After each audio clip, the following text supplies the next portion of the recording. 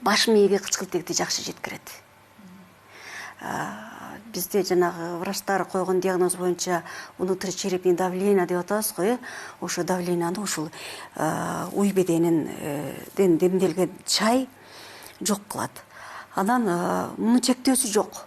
Бир күндө мынча грамм ичиш керек, анан мынча грамм токтотуш керек деген болбойт да, 7 ай сүрүп ичиш керек.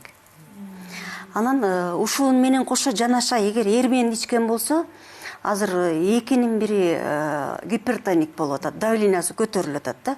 Ошо давлениядан арылат. Термоска демдеп коюп ичсе болот. Чайникке демдеп ысык тамак менен кошууда ичсе болот.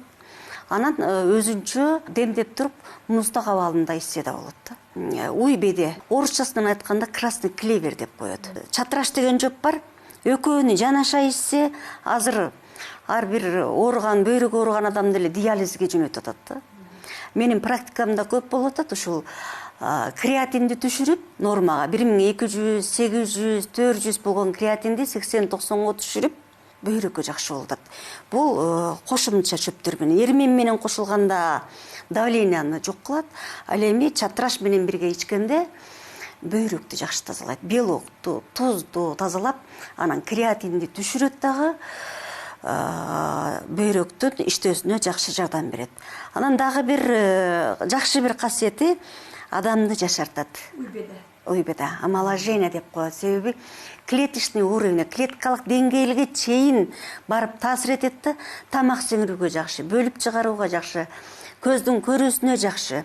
Көздүн көрүүсү начарлап баратканда ушул уй бедени демдеп туруп сүзүп, кадимки эле тамчылаткыч менен эле көзгө тамчылатса, бир күндө 3 жолу көздүн көрүүсү жакшырат.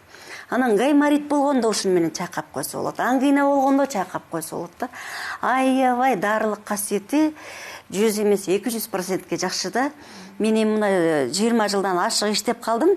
Ушу уй бедени сунуш кылган адамдарым аябай мага ыраазычылыктарын билдирет. Жакшы, сиздер да билип алсаңыздар болот ушуну. Уй беде эң туура кургатылганы мындай болот. Күнгө кургатылбаганы жашыл жалбырак болот мындай. Муну канча кармаса деле ушуланбайт. Кайра эле өзүнүн формасына келип кала берет да.